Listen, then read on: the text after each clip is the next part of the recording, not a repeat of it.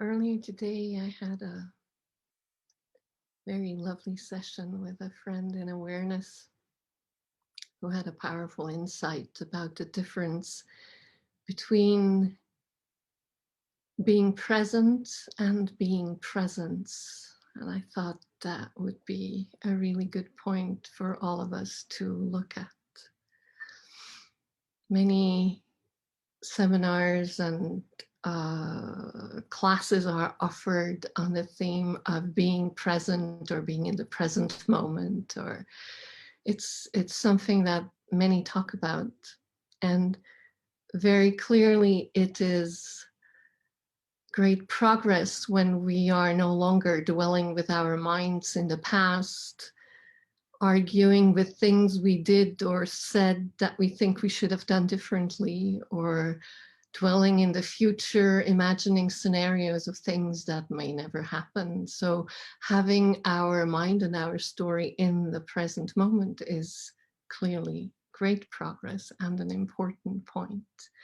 But for us yogis, that's not enough, because even when we're in the so-called present, we're still with the story in our head. We're still with our story or somebody else's story that we're looking at. Whereas when we're present, then we are that infinite, intangible, invisible beingness, presence. That is the same. It's the presence that's looking through our eyes from the moment we are born, and that never changes throughout all the stages of life. It's that presence which is also there before we are born, and once our bodies are too tired to continue. That presence is infinite, and it's unchanging, and it's the same in all of us. That is what we refer to as oneness. It's that which exists before any form ever comes into manifestation. It's before we become someone, an individual with a name and a form and an individual story. It's the eternal presence. And in knowing that and in cultivating the recognition of it, we have a chance to live as that presence, to step outside of the limitations of the perceptions of our senses and of our individual mind, and to live in that eternal presence as that eternal presence. And that's really what we get a chance to experience when we meditate. And so that's why we get together again and again, so that we can dip our awareness, we can absorb the individual awareness in that infinite eternal presence of the being that is our true nature.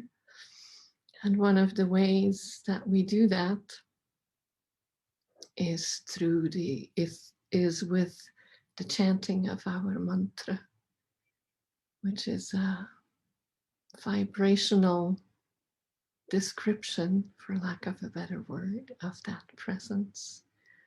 And in chanting it, it becomes easier for our minds to dissolve into that presence.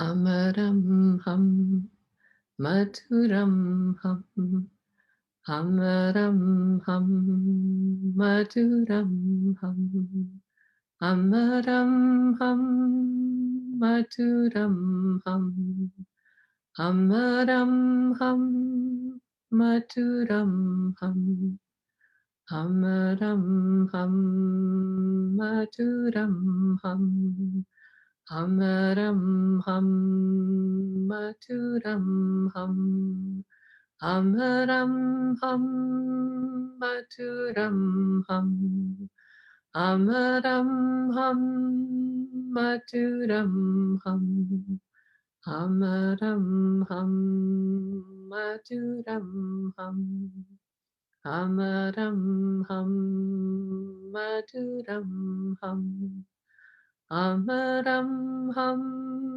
Madhuram ham, Amaram ham, Madhuram ham, Amaram ham, maduram ham, amaram ham, maduram ham, amaram ham, maduram ham, amaram ham, maduram ham, amaram ham, maduram ham. Amaram ham, maduram ham, amaram ham. Eternal presence, this inner knowingness is our true nature and our birthright. And when we choose to identify with that instead of identifying with our thoughts, then we realize that we are truly free, that we are free from any limitation that the mind can imagine. So it's that simple. Not necessarily easy, but it's that simple.